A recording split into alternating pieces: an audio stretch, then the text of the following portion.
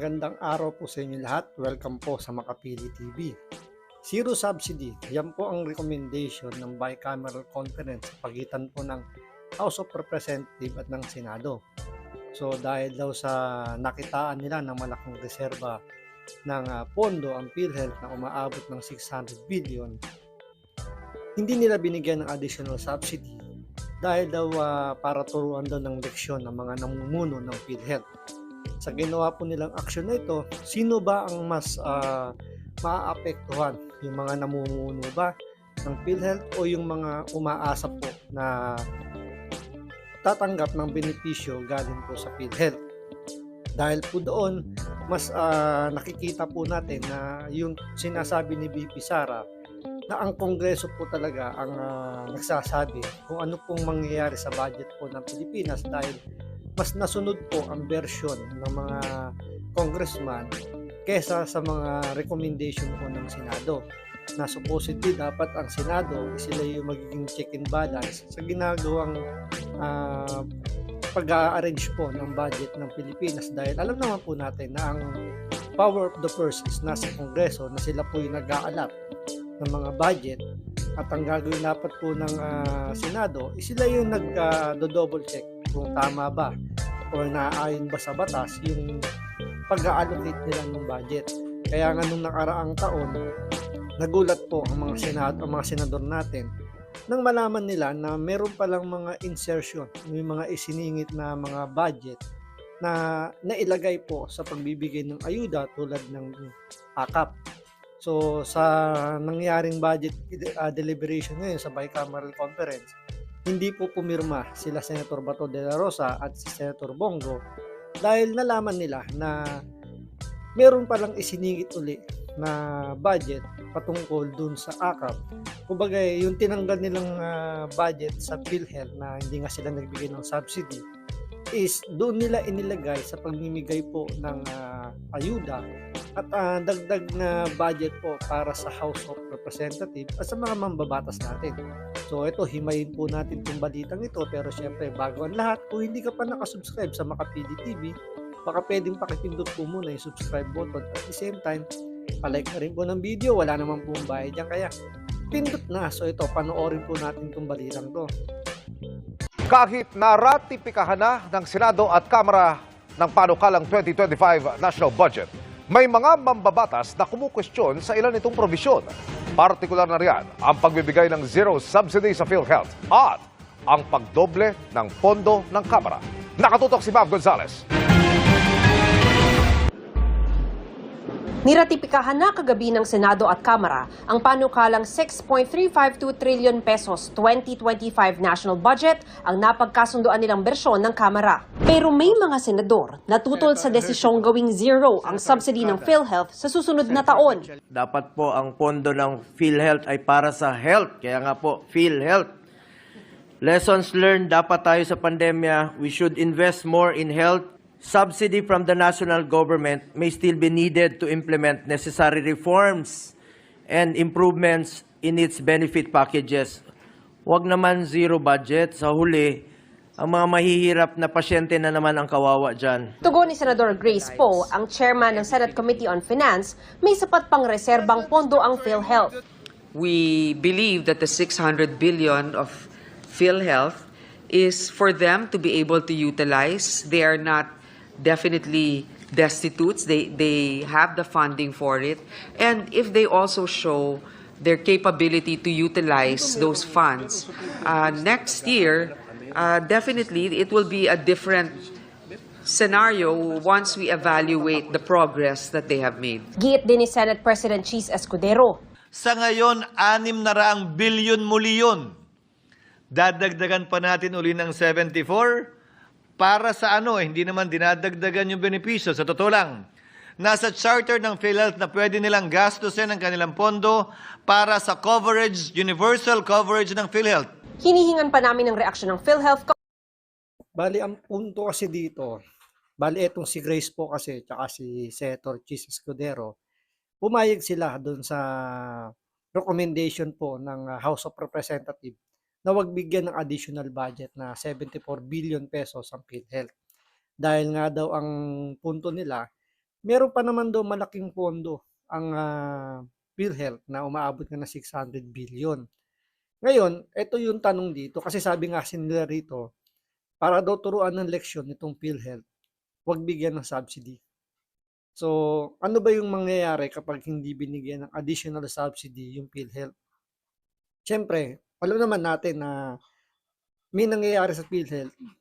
Bale, doon muna tayo sa universal healthcare po na nakasa doon sa batas na yon na zero balance po dapat yung mga beneficiary po ng PhilHealth. Wala nang babayaran sa mga public hospital. Yun ang pagkakalam po natin ha. Pag public hospital po, zero balance po dapat. Hindi ko lang alam kung ano yung sistema pagdating sa mga private hospital. So, pero may nangyayari pa rin sa public hospital na hindi naman talaga totally nasisiro na zero bill po nangyayari. May mga pasyente na nagbabayad pa rin po ng certain amount. So parang hindi kino-cover lahat ng PhilHealth. So kaya ganun po lumaki yung pondo ng PhilHealth. At the same time, may mga ospital na nagki-claim pa, kumbaga naniningil pa sa PhilHealth, hindi pa sila nababayaran do sa mga serbisyong na ibigay nila. Kaya nga nabalita yan, 'di ba, na maraming mga private hospital na ayaw na nilang tumanggap ng mga PhilHealth dahil nga sa hindi nga nagbabayad itong PhilHealth sa kanila. So hindi naman natin alam kung ano yung dahilan kung bakit ayaw magbayad ng PhilHealth. Siguro depende yun sa mga requirements na napag-usapan nila na siguro masyado lang silang mahigpit sa pagdating doon sa pagbabayad sa mga private hospital. Kasi alam naman natin na nagkakaroon din ng modus dyan, kuntsabahan, kumbaga, pinalalaki nila yung claim para magbayad sila ng, kumbaga, nagdalagdag sila ng additional payment para lumaki yung claim nila sa PhilHealth. So, ang PhilHealth naman, medyo nagiging mabusisi sila kaya natatagalan yung pagbabayad nila sa mga private hospital. Kaya lumaki yung kanilang pondo na yan. Kaya nga hindi rin mo pwedeng sabihin na porket may malaking pondo sila, parang hindi rito kasi kinonsider ng mga mambabatas natin kung ilan na ba yung mga nabayaran ng PhilHealth ng mga private hospital. Magkano pa ba yung, kumbaga lumalabas, magkano pa ba yung utang na dapat bayaran ng PhilHealth doon sa mga private hospital. So, kaya lumaki ng ganung sobra yung pondo nila. Gawa nga hindi nga nakapagbayad, di ba? So ngayon, kaya sila humihingi ng additional subsidy para may ano nila, yung mga programa nila, may patupad nila. Ngayon, kung hindi sila bibigyan ng additional subsidy, kung ngayon pa nga lang may malaki silang pondo, hindi pa nga nila napapaganda yung kanilang serbisyo, ano mangyayari? Paano pa nila mapapaganda yung serbisyo kung hindi sila bibigyan ng additional na subsidy? Ngayon, yung sinasabi ni Grace po, ni Senator Chis Escudero, maging ni Pangulong Marcos, na tuturuan daw ng leksyon yung PhilHealth para ayusin yung serbisyo nila. Mukhang mali na ang magsasuffer dito yung mga benepisyaryo. Kung gusto nilang turuan ng leksyon yung PhilHealth, dapat yung mga namumuno, yun ang kanilang kastiguhin. Pwede naman nilang sibakin sa pwesto, pwede nilang hilingin na sibakin na yan ni Pangulong Bongbong Marcos. Pero ang tanong, bakit hindi pa nila ginagawa yon? Bakit ang nangyayari mukhang yung mga benepisyaryo, sila yung magsasuffer nung hindi pagbibigay ng additional subsidy dito sa PhilHealth. Isipin nyo, yung 600 billion, ilan na ba yung populasyon ng Pilipinas? 'Di ba? Kung iisipin mo, dapat may allocation ng bawat Pilipino ng at least 50,000 na pondo. Pero kung titingnan nyo, medyo maliit yung 50,000 na yun sa mga ibang pasyente na talagang may mga malalang pinagdadaan ng pangkalusugan. May napanood nga tayo na halos umabot nga rin ng 1 million yung kanilang bill sa hospital. Sa ano to public hospital to. So, ang shinolder lang po ng PhilHealth is nasa 70,000. So, kung doon mo pagbabasihan na allocation is 50,000, kulang na kulang. So, yung pondo ng PhilHealth na yon na 600 billion is kulang na kulang talaga yon dahil nga kung ibabawas mo pa diyan yung mga ospital na hindi nila nababayaran, mukhang hindi aabot talaga, hindi kakayanin yung 50,000 na dapat ibigay per Filipino people.